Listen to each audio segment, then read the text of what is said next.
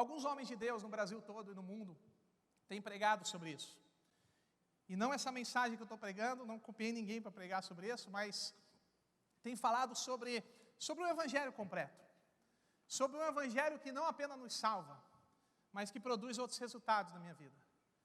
E diante de muita coisa que eu tenho lido e ouvido a respeito disso, alguns meses atrás, antes do retiro de jovens, eu tenho pedido a Deus: Senhor, eu quero também pregar sobre isso, eu quero que o Senhor me dê uma palavra sobre isso. Eu não quero pregar o que eles estão pregando. Naturalmente, eu vou usar frases, citações, porque são grandes homens de Deus, eu vou citar coisas que pertencem a Ele, mas eu quero que o Senhor me traga uma revelação sobre isso.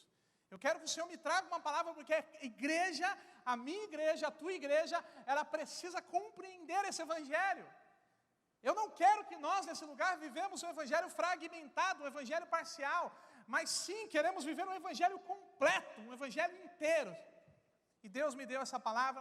Já era um texto que eu gostava muito, eu sempre fui fã do texto de Tito 2, principalmente o versículo 14, e Deus me trouxe, eu já citei bastante esse texto, mas finalmente Deus me deu uma pregação sobre esse texto, sobre esse assunto. Então vamos lá, o primeiro versículo desse texto que nós lemos, diz que a graça de Deus se manifestou salvadora. Eu quero falar sobre as 3 facetas do Evangelho. Não é 3 falsetas, é 3 facetas. 3 faces do Evangelho. A primeira face está nesse primeiro versículo. A Bíblia fala que a graça de Deus se manifestou como salvadora. A alguns homens, não é verdade? Não, a todos os homens, a toda a humanidade, a todos. A graça de Deus se manifestou trazendo salvação. Nós estamos falando de quem aqui nesse texto? Jesus. Jesus é a pessoa da graça. Jesus é o favor de Deus. Jesus é a manifestação da graça. Jesus é o mistério de Deus que em Colossenses diz que estava escondido e foi revelado. Jesus. Hoje na escola dominical nós falamos sobre esse assunto também, e coincidentemente era o mesmo texto, mas Deus sempre foi gracioso. O Antigo Testamento é repleto de graça de Deus. Característica de Deus é ser gracioso, mas a manifestação suprema da graça de Deus foi em Cristo. Cristo é a revelação, é o mistério, é a manifestação da graça de Deus. Então a Bíblia fala que a primeira faceta desse Evangelho é a salvação. A graça de Deus, o Evangelho se manifestou trazendo salvação. Ou seja, Evangelho começa com graça.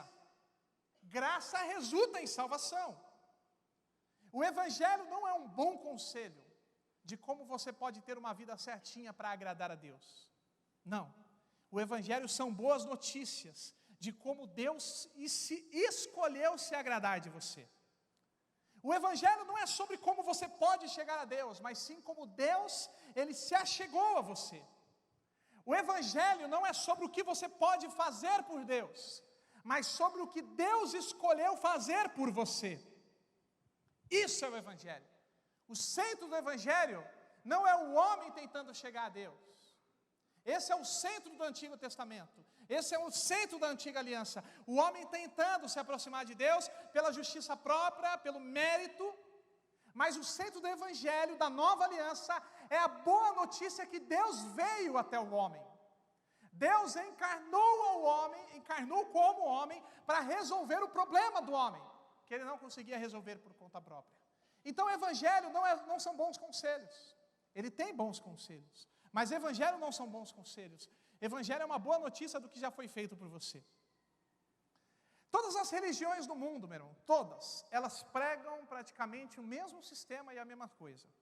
Que para você alcançar sua salvação, para você alcançar aquilo que a religião te propõe, você precisa fazer algo. Todas as religiões pregam isso. Você quer ser salvo, você precisa cumprir uma penitência. Você quer ser salvo, você precisa morrer por Alá. Você quer ser salvo, você precisa fazer não sei o quê. Todas as religiões pregam o mesmo sentido. Mas é por isso que nós falamos, o que nós pregamos aqui não é religião. Jesus jamais pregou isso. Jesus foi o único que pregou que você não precisa fazer para ser salvo, mas Ele fez para te dar a salvação. Você está me entendendo? Não tire conclusões a partir daqui. Não saia do culto agora achando que você não precisa fazer nada. Mas sim, para ser salvo, você apenas crê. Para ser salvo, você apenas recebe um presente. A salvação é um presente que você apenas recebe. Mas sabe qual é o problema, meu irmão? Nós somos tão influenciados por religiões no mundo. Nós somos tão religiosos e legalistas, que embora nós cremos que a salvação é de graça, muitos cristãos ouvem isso e não se conformam com isso. E querem pagar por algo que já foi dado.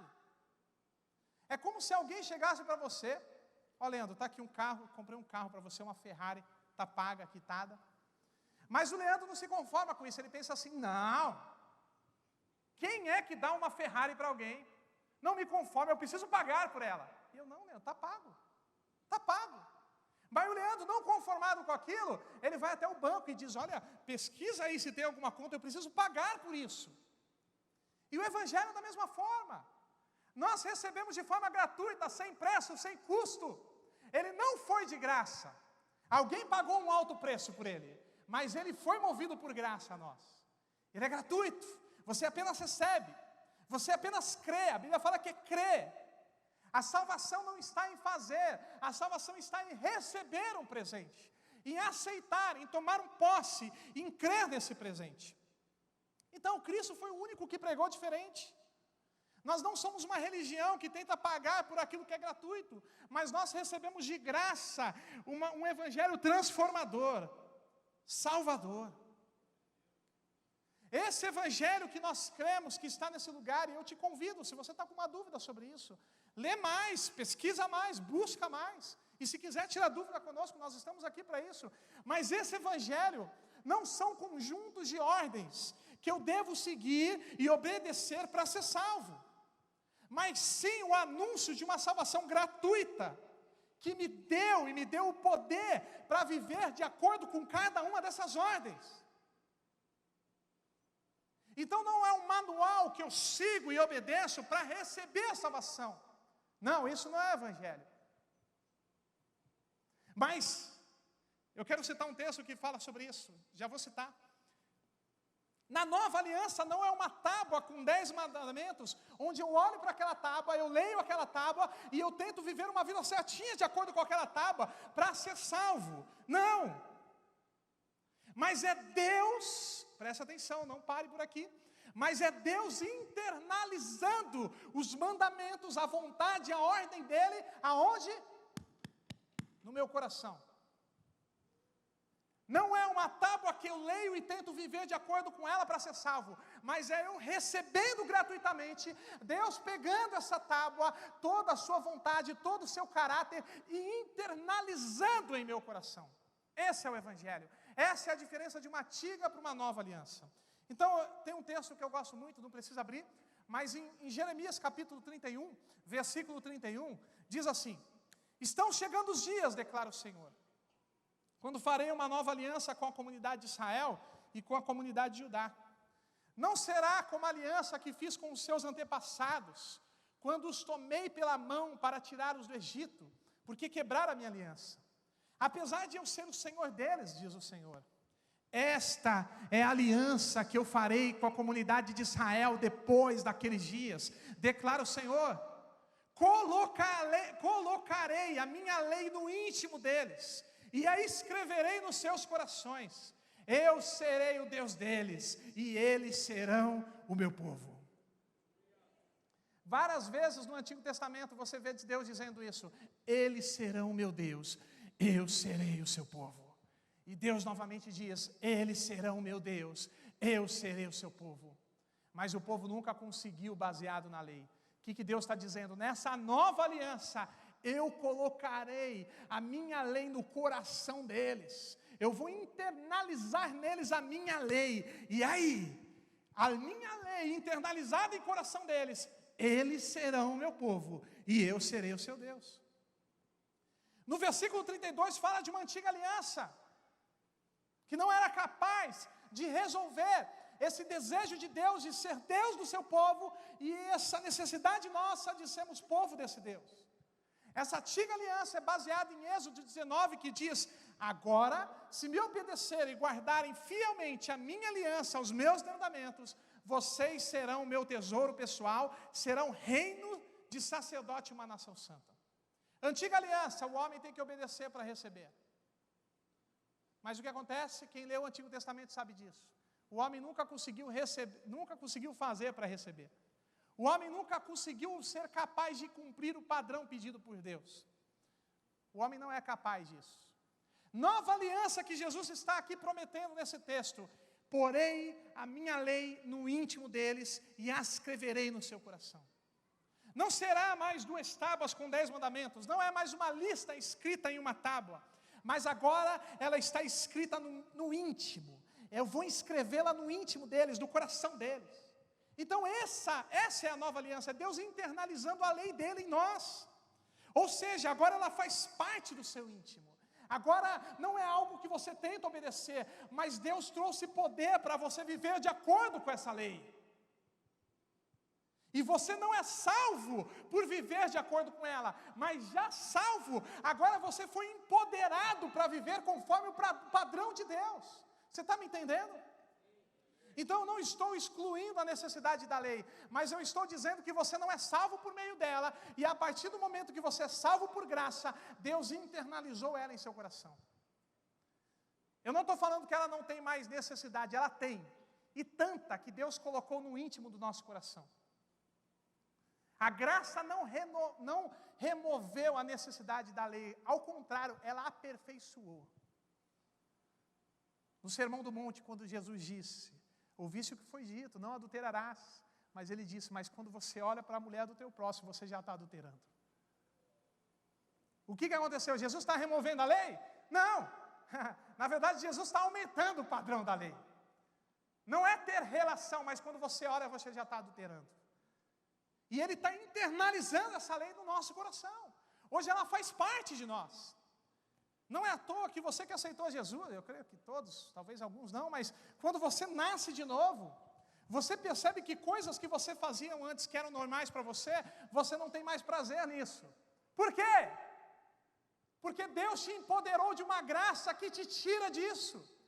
Porque você é uma nova pessoa que entende que você não precisa mais viver desgraça na desgraça do pecado, mas agora você vive debaixo da graça de Cristo. A graça é o poder de Deus para nos libertar do pecado. E sempre foi. A graça não trouxe remoção da lei, mas ela trouxe capacidade para cumpri-la. Através da graça nos foi dado um empoderamento divino para a gente viver o que seria impossível viver por nós mesmos. Eu costumo dizer, e para mim é um dos principais exemplos a respeito disso. A lei, ela sempre foi uma forma de apontar para Cristo. Sabe por quê? E por isso que nós não podemos excluir para a lei. Tem muita gente que quer ignorar a lei e ir direto para a graça. Não, Deus escolheu ser dessa forma. Primeiro você vai pela lei, para alcançar a graça. Por quê? Porque a lei é uma ressonância. Você já fez raio-x? Quem já fez um raio-x ressonância? Eu fiz, alguns meses atrás, quando eu machuquei o joelho. No dia que eu machuquei o joelho, eu fui no médico, o médico olhou, eu não sei o que é, deu várias possibilidades, vou engessar. Eu pedi, não engessa não, por favor, põe uma tala, vou pôr a tala. Alguns dias depois eu fui no especialista. Moveu, mas não sabia o que era, não tinha convicção do que era. O que ele pediu? Ressonância. Quando saiu a ressonância, eu mesmo conseguia ver, tem algo errado no meu joelho. Tinha alguma coisa errada ali, está meio distorcido aquilo. O médico olhou para a ressonância e ele disse, você precisa fazer cirurgia. O que é a lei? Ressonância. Por quê? Quando nós olhamos para a lei, nós olhamos e pensamos e vivemos de uma forma que nós pensamos, eu não sou capaz de cumprir. Eu não sou capaz de ser salvo por meio dela. Eu preciso de um médico. Eu preciso de uma cirurgia. E a ressonância é isso, ela revela o problema que você tem. Você acha que está bem. Aí você vai no médico, faz um raio-x, você percebe que você está com o braço quebrado. E a ressonância está dizendo que você precisa de um médico para resolver esse problema. A lei é isso, é a ressonância que mostra o quão podre você é por conta própria. O quão falho e fraco você é por você mesmo. Você precisa de um médico para resolver esse problema. Quem é esse médico que resolveu o nosso problema? Jesus. Então, quando eu olho para a lei, eu não sou capaz de viver por conta dela, eu não sou capaz de ser salvo por meio dela, eu preciso de alguém para me salvar. Jesus se manifestou como homem, cumpriu plenamente a lei, levou sobre si os nossos pecados, a nossa imundície, para que nós fôssemos salvos. Ele é a nossa salvação. A salvação não é o nosso mérito, a nossa justiça, a nossa capacidade de ser bom, mas aquilo que Ele fez por mim. Então, meu irmão, primeira faceta do Evangelho, salvação. A graça de Deus se manifestou, trazendo salvação. Mas Pedro, é só isso?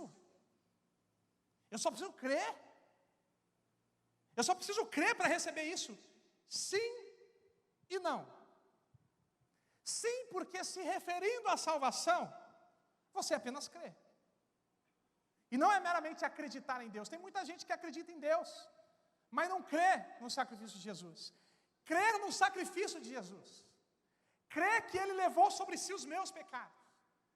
Não é meramente uma decisão de acreditar, mas é um milagre do novo nascimento. E realmente a salvação é movida por crer. Mas é somente isso? Não. Sabe por que não? E aqui é o ponto principal daquilo que eu quero falar. Porque a salvação não é um fim por si mesmo. Presta atenção nisso, meu irmão. Tem muito cristão pensando que a salvação é o final do Evangelho. E ele vive 50, 70, 80, 90 anos nessa terra, fazendo sabe o quê? Tentando ser salvo. Vou viver certinho para ser salvo e viver a eternidade ao lado de Deus. Presta atenção, meu irmão. Evangelho, salvação não é fim do Evangelho. A salvação não é a única coisa que você vive no Evangelho. A salvação é a fase primária do Evangelho. Deus não morreu por você apenas para te levar para a eternidade. E muitos de nós estamos vivendo isso. Pensamos que o Evangelho todo se resume a ser salvo. O importante é ser salvo. Salvação não é o fim, mas é o meio pelo qual Deus vai cumprir o propósito dele na sua vida. E eu vou repetir isso, porque você precisa decorar isso. Salvação não é o fim, mas é o início, é o meio pelo qual Deus vai cumprir o propósito dele na sua vida. Evangelho não é apenas salvação. Salvação é apenas a primeira faceta do Evangelho. É a fase primária do Evangelho. É o início do Evangelho. É o meio pelo qual Deus vai cumprir um propósito. Que propósito é esse? Abra sua Bíblia comigo em Romanos. Deixa alguma coisa marcando aí em Tito. E abra sua Bíblia comigo em Romanos. Capítulo 8. Versículo 28.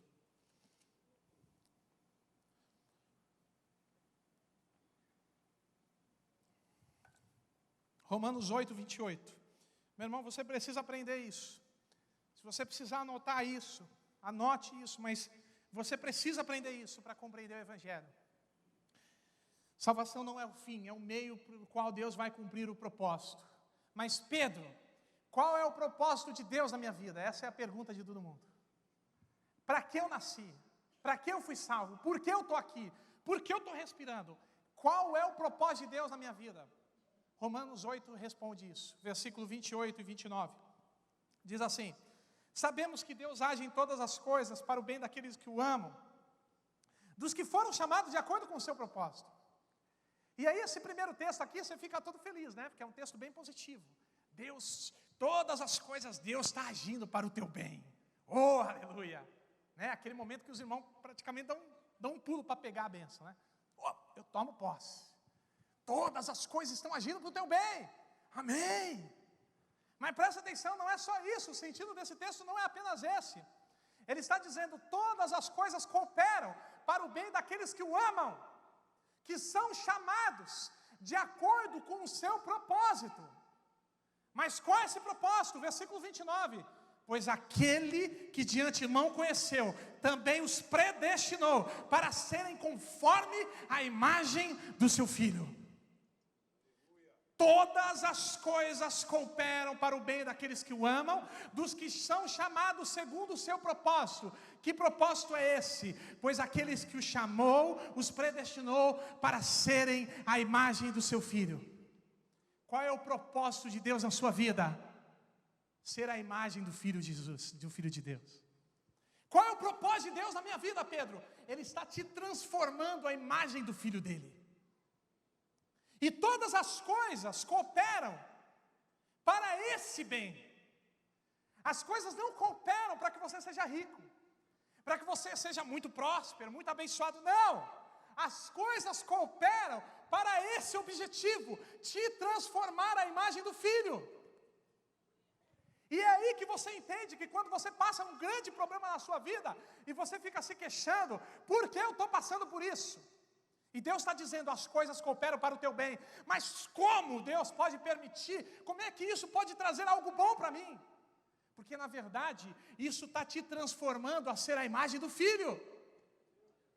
Então tudo coopera o teu bem, não para você ser felizinho, não para você ser um cara muito feliz, muito alegre, realizado na vida, não, mas para você ser transformado à imagem do Filho de Deus.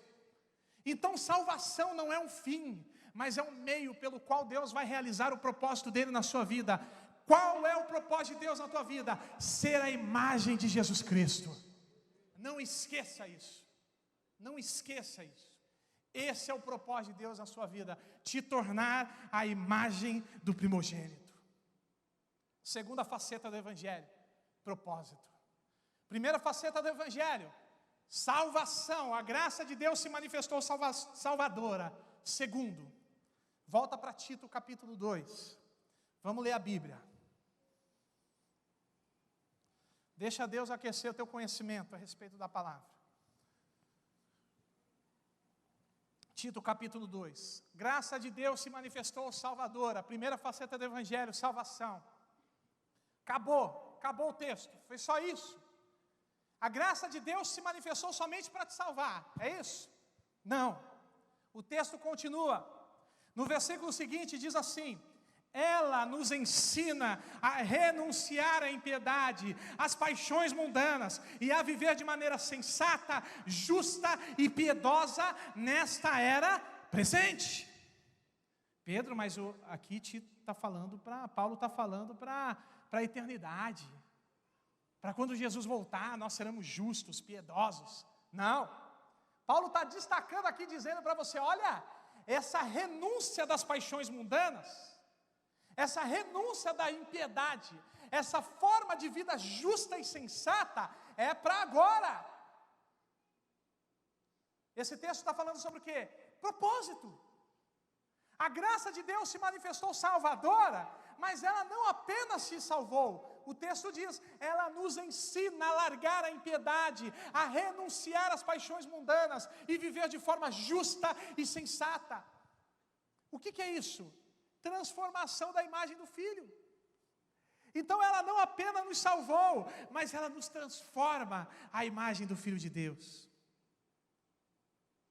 Você não precisa tentar manter a salvação. Você precisa desenvolver a salvação. Depois eu vou ler esse texto, Filipenses 2. Desenvolver a salvação. O que é? O que é desenvolver? É conquistar? Não. Você desenvolve algo que você já tem. Você não consegue desenvolver algo que você não tem. Mas você desenvolve algo que você tem. Você tem salvação e o texto está dizendo, desenvolver-a. O que é desenvolver? Em outras traduções diz, coloque em ação. Coloca na prática a sua salvação. Ou seja, evangelho não termina em salvação, mas na verdade o evangelho começa na salvação. Você é salvo e agora você vai viver desenvolvendo, colocando em prática, colocando em ação essa salvação. Como? Através do propósito de Deus na sua vida, através da transformação de Deus na sua vida e ser a imagem do Filho. Lembra de uma coisa, Deus não apenas, eu preguei isso aqui há 2 meses atrás, Deus se tornou justo, Ele não apenas te perdoou e te tornou inocente, você não é inocente, você é justo. Ser justo é maior do que inocente. Ser justo é o seguinte, é aquele rei que está ali, tem um rapaz lá, um cara que vai ser morto, porque cometeu um crime. Mas de repente aquele rei, ele pede a absolvição do crime daquele rapaz, ele diz, olha, eu quero que perdoem. Ok, agora ele virou inocente, ele não tem mais acusação contra ele. Mas esse rei chega até o rapaz e diz assim, olha, vem aqui, agora você vai fazer parte do meu reino. E foi isso que Jesus fez por nós. A Bíblia fala que nós reinaremos com Cristo durante toda a eternidade. Nessa terra hoje, o que você está fazendo? Você está vivendo? Não, você está reinando. Deus está te ensinando a reinar. Deus está trazendo o domínio de todas as coisas para a sua igreja. Deus está te dando autoridade para representar, para ser a sua imagem e a sua semelhança. Então, quando você entende que você é justo, quando você entende que você não meramente está no zero, no inocente, mas você é justo, o que você faz? Você vive como justo. Você vive como um justo vive. Você vive como um justo tem que viver. Porque você entende que você é justo. A tua posição define o que você faz. Quando Adão pecou, qual foi a pergunta de Deus para Adão? Adão, por que você fez isso? Não. Deus perguntou a Adão, onde você está? Sabe por quê? Porque a posição de Adão define o que ele está fazendo. Quando Deus viu que Adão não estava onde ele costumava estar para recebê-lo e passear com ele pelo jardim, Deus perguntou, Adão, por que você não está na posição que você deveria estar? Porque a tua posição define a forma como você vive. Se você entende que você é filho de Deus, a imagem de Cristo, você está tendo transformado a imagem dele, você é justo, você é santo. Deus se santificou. A santidade é tanto posicional como processual. Ela está acontecendo, o processo de santificação. Mas nesse processo, na palavra de Deus, Deus também diz, vós sois nação santa, aos santos que estão em Éfeso. Deus te tornou justo. E agora, como justo, você vive como justo. Você age, se comporta como tal, porque a tua posição define a forma como você vive. Então, quando nós entendemos que somos salvos, que você não precisa manter uma salvação, mas desenvolvê-la, você vai viver o propósito de Deus na sua vida. Qual é? Ser transformado à imagem do Filho. Isso é maravilhoso. Nós estamos no final do ano, e Deus tem falado tanto comigo nesse ano, meu irmão, que quando chega o final do ano, eu não fico pensando o que eu recebi de Deus, o que Deus me deu. É legal pensar sobre isso. Os meus planos para o ano que vem. Mas eu fico pensando o quanto eu fui transformado à imagem do Filho. Eu estou nesse momento de reflexão agora, final de novembro. O quanto eu fui transformado esse ano. E ao mesmo tempo eu fico olhando e pensando, onde mais eu preciso ser transformado? O que eu quero, a minha forma de vida, o meu comportamento, o que eu tenho que parar de fazer, ou então o que eu tenho que fazer mais, para ser mais a imagem do meu Jesus. Porque esse é o propósito de Deus na minha vida. O propósito de Deus na minha vida não é ser um grande pregador. Não é pregar no braço todo. Não. O propósito de Deus na minha vida é ser a imagem do Filho de Deus. E isso é tudo que eu preciso na minha vida. Isso é tudo que você precisa na sua vida. O propósito de Deus na sua vida não é você ser muito rico, você ser um grande missionário, um grande homem pregador da palavra de Deus, não.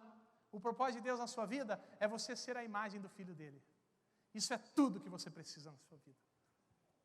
Isso é o que você mais precisa na sua vida. Então, repetindo para você decorar, salvação não é ponto final. Salvação não é um lugar onde você chega, mas salvação é um ponto de partida. Salvação é o ponto inicial do Evangelho. Salvação é o meio pelo qual Deus vai cumprir o propósito de Deus na sua vida. E novamente eu pergunto, qual é o propósito de Deus na sua vida? Vamos repetir? Diga aí, qual é o propósito de Deus na sua vida? Ser a imagem do Filho. Você aprendeu isso, amém? Vamos continuar. Presta atenção numa coisa, meu irmão. No Brasil nós temos cerca de 50 milhões de cristãos. Teoricamente. Mas vocês acreditam mesmo que se nós tivéssemos 50 milhões de pessoas que entendem o Evangelho dessa forma completa, eu não terminei ainda, tem mais uma faceta. Mas se fôssemos 50 milhões de cristãos sendo transformados à imagem do Filho, você acha que o Brasil estaria do jeito que está? De jeito nenhum. Podem ter 50 milhões de pessoas frequentando a igreja, mas não tem 50 milhões de pessoas que creem e entendem o Evangelho e estão sendo transformados à imagem do Filho. Frequentar a igreja não é ser transformado à imagem do Filho. Frequentar a igreja faz parte disso, mas tem muita gente que está entrando e saindo de todas as igrejas, da igreja brasileira, inclusive dessa, que buscam no Evangelho uma terapia, buscam no Evangelho uma forma de aconchego da alma, mas não estão sendo transformados à imagem do Filho. Se fôssemos 50 milhões de cristãos que entendem o Evangelho, que salva e que transforma o meu comportamento, as minhas ações, o Brasil não estaria desse jeito. A corrupção, a imoralidade, a impunidade, as drogas, a violência não estaria desse jeito. Não seria igual. Porque o Evangelho não é apenas salvação, mas é transformação. Pastor Leandro Vieira, ele esteve aqui no Desconecta, ele disse algo que marcou a minha vida para buscar isso. Ele disse: nós estamos perdendo muito tempo tentando manter algo que já é nosso e deixando de viver um propósito pelo qual fomos chamados e uma vocação pelo qual fomos chamados a cumprir. O cristão está a vida toda tentando manter a sua salvação e deixando de viver o propósito de Deus na sua vida e deixando de viver a vocação pelo qual foi chamado. Está na hora de nós entendermos, somos salvos por Cristo Jesus, e agora Deus ele está me transformando à imagem do Filho. Amém? Quem está sendo transformado por Deus nesse lugar? Glória a Deus. Se o público que nós temos aqui estivesse transformado à imagem de Deus, à imagem do Filho, meu irmão, 2020 essa cidade toda vai ser de Jesus. Se aqui talvez tenha 800 pessoas, 800 cristãos, claro, nós temos mais nessa cidade sendo transformados, eu creio nisso, mas se nós como igreja Peniel sede nesse lugar, nós nos unimos e entendemos, e estou sendo transformado à imagem do Filho, meu irmão, 2020 não vai caber pessoas nesse lugar, vamos ter um grande problema nessa igreja, que vai ser para ir para um lugar maior. Porque nós vamos entender o propósito, ser a imagem do Filho. E quando eu sou a imagem do Filho, eu sou chamado também para uma vocação que logo, logo eu vou entrar lá. Então é isso. Vamos lá, que eu estou me empolgando aqui. Eu vou pular algumas partes. Charles Spurgeon disse assim: a graça que não te transforma, ela não te salva. É exatamente isso. A graça que não transforma a sua vida, ela não salva. Por quê? Porque a graça que salva, ela está te transformando. Vamos lá. Terceiro. Preciso ir para o final. Terceiro. Voltando para o texto de Tito 2,11. A graça de Deus se manifestou salvadora. Ela nos ensina a renunciar à impiedade, às paixões mundanas e viver de maneira sensata, justa e piedosa nesta era presente. Enquanto aguardamos a bendita esperança, a gloriosa manifestação do nosso grande Deus, Salvador Jesus Cristo. Ele se entregou por nós a fim de nos remir de toda maldade e purificar para si mesmo um povo particular seu. Presta atenção, meu irmão, isso veio agora aqui. Mas se lembra do texto de Jeremias, qual é o desejo de Deus na antiga aliança? Eles serão o meu povo, eu serei o seu Deus. Tito 2 está dizendo, e vocês, ele se entregou por você para te remir de toda a maldade e purificar para si um povo particularmente seu. O desejo de Deus na antiga aliança se realizou na nova aliança. Agora nós somos particular de Deus. É o que Tito está dizendo. E não para por aí, mas o foco aqui da terceira faceta é essa. Diz assim, um povo particularmente seu, dedicado à prática de boas obras. Terceira faceta do Evangelho. Primeiro, ele te salva. Segundo, ele transforma a tua vida através de um propósito. Terceiro, ele te vocaciona. O Evangelho te vocacionou para algo, meu irmão. Quando eu entendo que eu já recebi a salvação, que eu não preciso tentar mantê-la, que agora eu estou no processo de transformação à imagem do Filho, agora nesse processo eu posso dedicar a minha vida e me gastar para fazer o que eu fui chamado para fazer. Agora entendendo que a salvação é minha, que eu estou sendo transformado, agora eu vou viver aquilo que eu fui chamado para viver. E eu não faço como uma lei que eu preciso cumprir para receber algo, mas eu cumpro aquilo que eu fui chamado para fazer, satisfeito na obra redentora de Cristo. Eu olho para a cruz e digo, esta cruz eu recebi tudo, eu sou pleno, eu sou completo nessa cruz, eu já estou salvo por meio dela. Agora, como resultado do que Ele fez por mim, eu vou viver nessa terra aquilo que Ele me chamou para viver. O que Deus chamou para viver? Ele te vocacionou. Deus não te salvou para você ser mais um cristão da igreja Peniel. Deus não te salvou para você ver tudo domingo ou quinta. Às vezes só no culto de campanha e no culto de ceia. Deus não te salvou somente para você sentar nessa cadeira. Ele te salvou para realizar um propósito de transformação. E Ele te salvou para te vocacionar a viver aquilo que Ele escolheu para você viver. Terceira faceta do Evangelho, vocação. Vocação. A única coisa, meu irmão, que justifica o fato de você estar vivo hoje, a única coisa que justifica o fato de você estar aqui vivo e respirando, é a vocação. Deus não salvou para você ficar sentado, ou porque vocês são legais, são um povo bonzinho, divertido. Deus não te salvou para aliviar os seus problemas. Deus não te salvou para te dar muito dinheiro. E também Deus não te salvou para apenas você ficar lá no culto adorando. Bendito seja o nome do Senhor, glória a Deus. O marceneiro não, né? Como é que é mesmo? Deu branco. Carpinteiro, quase igual, né, irmão? A função dos dois, carpinteiro.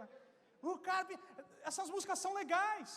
A adoração faz parte. Eu amo adorar, eu fico chorando. Cara, eu amo o Gabriel ministrando, Douglas, todos os irmãos que ministram nesse lugar.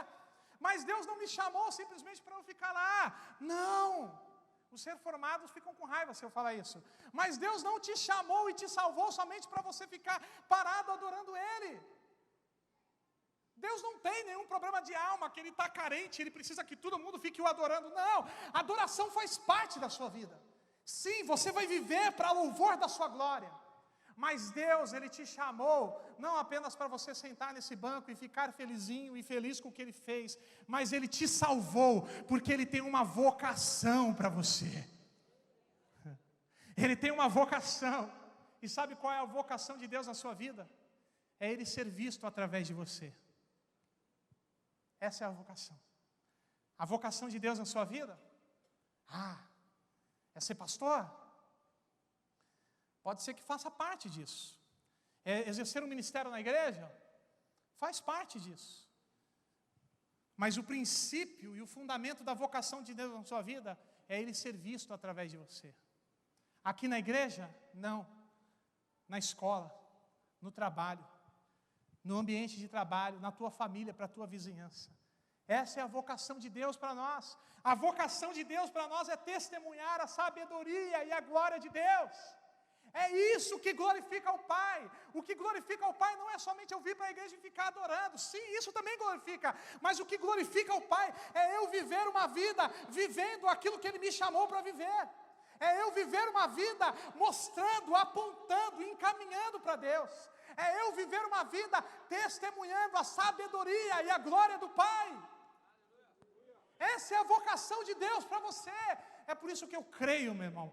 Eu creio nisso, eu tomo posse disso e você também tome. Que nós, igreja, nós vamos alcançar os mais altos postos de trabalho. Eu creio que Deus vai levantar grandes empresários nesse lugar, grandes presidentes de grandes empresas multinacionais. Para quê? Para você ser rico? Não, mas para você testemunhar Jesus nesse lugar. Para Deus ser visto através de você, lá no cargo máximo da empresa. Porque é para isso que Ele nos vocacionou, para ser visto através de nós. A nossa salvação, ela valeu, porque amanhã, segunda-feira, nós vamos testemunhar a obra de Deus ao mundo. A minha salvação valeu, porque amanhã eu vou acordar pela manhã, e eu vou testemunhar Jesus onde eu estiver. É aí que nós vemos onde valeu a nossa salvação. Vocação não é meramente um ministério, uma função ministerial, algo que você exerce da igreja. Isso faz parte disso, mas não é. Não é meramente um chamado, mas sim testemunhar Cristo no ambiente que você está. Isso é vocação. A palavra de Deus diz, você não precisa abrir, não temos muito tempo, mas em Filipenses 2,12 diz, desenvolvei a vossa vocação, a salvação. Sabe o que é interessante? Porque antes desse versículo fala sobre a morte de Jesus. Fala que Jesus foi crucificado, foi morto, que Deus não levando em consideração em ser igual a Deus, mas esvaziou-se a si mesmo, foi obediente até a morte e morte de cruz. E no versículo seguinte diz assim, agora desenvolvei a vossa salvação. Ele fez tudo isso por você, você já é salvo. Agora coloque ela em ação. Qual é a sua vocação? Eu quero usar aqui algo do pastor Paulo Borges, que tem falado sobre isso. Qual é a sua vocação? Leandro Vieira também. A vocação é o motivo da sua morte. Pedro, qual é a minha vocação? É aquilo que você vai se desgastar até morrer. No nosso atestado de óbito lá, no final, ele falou isso esse fim de semana, tem que estar escrito no finalzinho, causa da morte, cumprimento da vocação. A vocação da igreja qual é? Se desgastar em testemunhar Jesus. Isso é pesado, isso é forte. A vocação da igreja não é frequentar os cultos. A vocação da igreja não é apenas ser um dizimista fiel, isso tudo faz parte. Mas a vocação da igreja é se desgastar inteiro por Jesus. É de dedicar a sua vida por Jesus. A vocação da igreja é tomar a sua cruz. Nós fomos chamados, tome a tua cruz, não é? E o que é cruz? Presta atenção numa coisa. Cruz não é sofrimento. Muitas vezes quando nós pensamos em cruz, nós pensamos em sofrimento. Não, cruz é cumprimento da vocação. O que Jesus estava fazendo na cruz? Escolhendo sofrer pelo homem? Não, ele sofreu pelo homem. Mas ele estava cumprindo uma vocação. Ele estava cumprindo algo que foi chamado. E a Bíblia está dizendo agora, tome a tua cruz. Ou seja, toma a tua vocação. Cruz é a causa da nossa morte. Cruz é a forma pelo qual nós somos chamados para morrer. O cumprimento da nossa vocação. Eu não estou dizendo que você vai morrer, que você vai ser um mártir na Coreia. Glória a Deus, se amar por isso, glória a Deus. Mas cruz é você viver a sua vida nessa terra, desfrutando de todas as bênçãos de Deus, mas com o propósito de cumprir algo que Deus te chamou para cumprir. Qual é esse algo? Testemunhar Jesus. Deus te chamou para isso. Deus nos chamou para isso. Por que você acha que quando você foi salvo, no momento que você aceitou Jesus, por que você acha que você não foi arrebatado? Você podia ter sido arrebatado, você foi salvo, Deus podia te tomar ali para Ele. Não. Por que Deus não fez isso? Porque a única coisa que justifica a sua existência nesse mundo é o cumprimento da sua vocação. Porque Ele não te salvou apenas para ter você para Ele, mas para através de você se apresentar a esse mundo, para através da tua salvação cumprir uma vocação que Ele tem para você, ser visto através de você. Essa é a nossa vocação. Eu quero chamar o grupo de louvor. E sabe, nós falamos sobre o evangelho completo, um evangelho não fragmentado, um evangelho que não se resume à salvação do homem, mas um evangelho que traz transformação e cumprimento de vocação. Mas presta atenção aqui, meu irmão, que eu preciso concluir por isso. O evangelho é completo. O homem é completo. O que eu quero te dizer agora nesse ponto final, e eu quero que você saia daqui pensando sobre isso. Você é completo. Não existe nada em falta em você. Por que eu estou dizendo isso? Nós falamos que o evangelho transforma, e ele te transforma. E não falta nada para ser transformado. Talvez você tenha orado para Deus nas últimas semanas, Senhor, me dá uma força especial aí para conseguir vencer esse pecado. Presta atenção, Deus está dizendo, filho, eu já fiz isso por você, eu já te dei isso. Senhor, dá algo especial aí, eu preciso de força. Deus está dizendo, eu já te dei essa força e esse poder para viver acima do pecado. Eu não te chamei para ser escravo do mundo, eu te chamei para ser transformado à imagem do Filho e reinar como Filho de Deus nesse mundo. Por que eu estou dizendo isso? Não te falta nada. Você já é completo. Senhor, eu não consigo cumprir minha vocação por causa da minha igreja local. Eles não abrem, a igreja Peniel não abre espaço para que eu sirva, para que eu trabalhe. Mentira. Você é completo. Para você cumprir a sua vocação, você não precisa da pessoa que está do teu lado, abra espaço, te ajude a cumprir uma vocação. Você é completo. Tudo que você precisa para cumprir uma vocação pelo qual você foi chamado para viver, Isso também foi ministrado através da vida desse pastor, Paulo Borges, eu quero compartilhar com vocês. Ele já deu. Você é completo. Não, mas a minha igreja não me ajuda, porque não prega, porque não... tem um monte de defeito naquela igreja, vou mudar de igreja, que aí eu vou cumprir a vocação. Não. O cumprimento da sua vocação não depende do seu pastor, do teu líder, do que tua igreja prega. O cumprimento da sua vocação depende do teu entendimento, de entender tudo que eu tenho para cumprir minha vocação, tudo que eu preciso eu já tenho, eu sou completo. Salmos capítulo 23, alguém conhece esse texto? A Bíblia fala que o Senhor é meu pastor, nada te faltará. Presta atenção, o Senhor é meu pastor, nada te faltará. No original não tem o E, é apenas uma vírgula. O Senhor é meu pastor, nada te falta. Não é que Ele sendo meu pastor, Ele vai me dar todas as coisas, eu vou ser rico, próspero, não. Ele está dizendo, o Senhor é teu pastor, você não tem falta de nada. Você é completo. Não vai te faltar nada.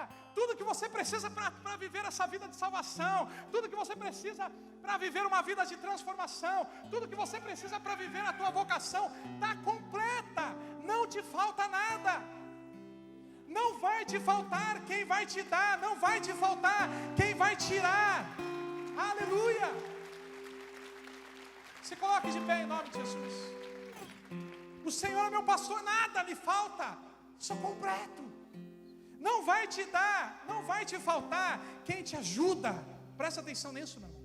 Não vai te faltar quem te ajuda, mas também não vai faltar quem te atrapalha. Ai, Jesus.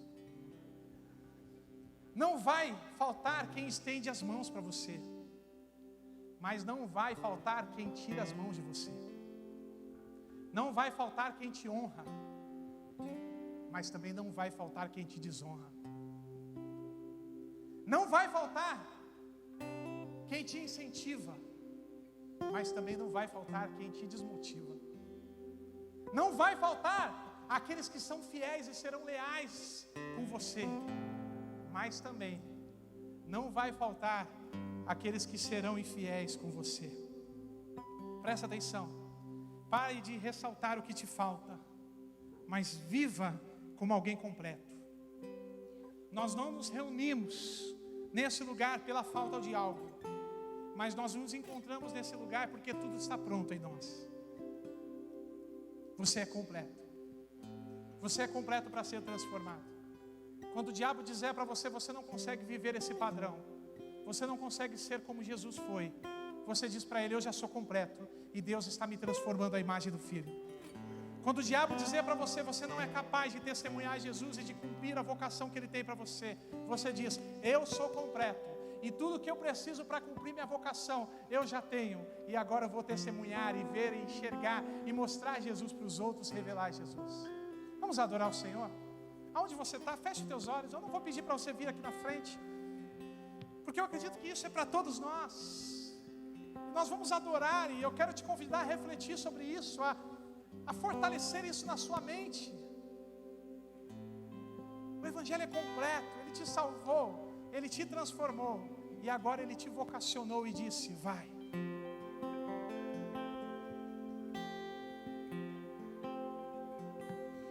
Ele abriu mão de sua glória, sangrou no madeiro por mim, me conectou, salvou, curou. Ele me deu um destino, uma capa, um pouco de vinho. Ele me deu unção, cajado e pão. Pôs um anel em meu dedo, me tirou o medo. Novas sandálias pra suportar o id. Pôs um anel em meu dedo, me tirou o medo. Novas sandálias e disse, vai.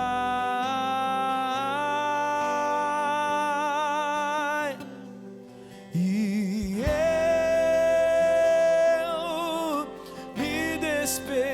dos meus pais. Eu queimei minhas carroças e eu afundei meus barcos no cais. E eu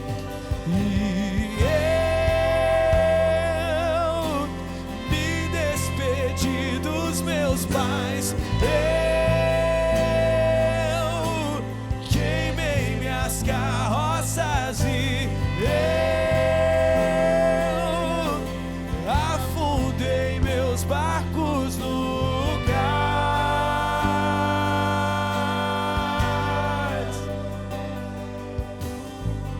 Pra onde eu irei se eu não tenho pra onde voltar?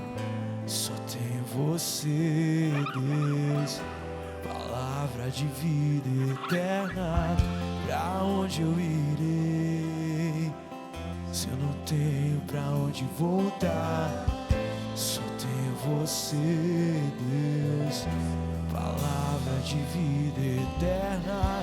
Pra onde eu irei se eu não tenho pra onde voltar? Só tenho você, Deus, palavra de vida eterna. Pra onde eu irei se eu não tenho pra onde voltar? Só tenho você, Deus, palavra de vida eterna. Pra onde eu irei se eu não tenho pra onde voltar? Só tenho você, Deus, palavra de vida eterna.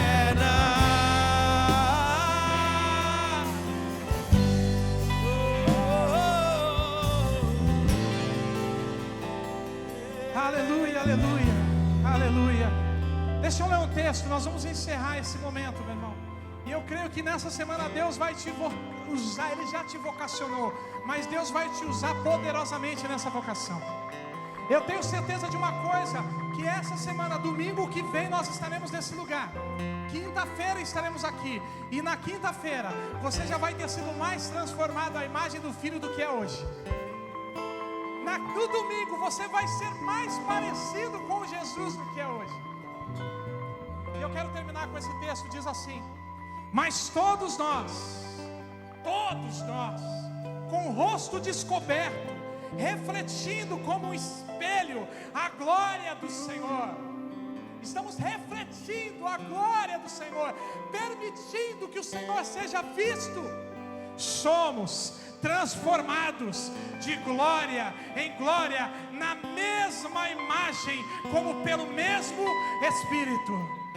Estamos refletindo, somos transformados de glória em glória, na mesma imagem. A imagem de quem? Jesus, pelo mesmo Espírito.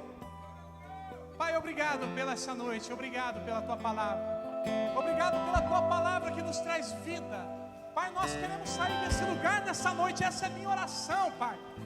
Sairemos desse lugar, não apenas com o nosso coração queimando, mas primeiramente a nossa mente pegando fogo diante da Tua palavra.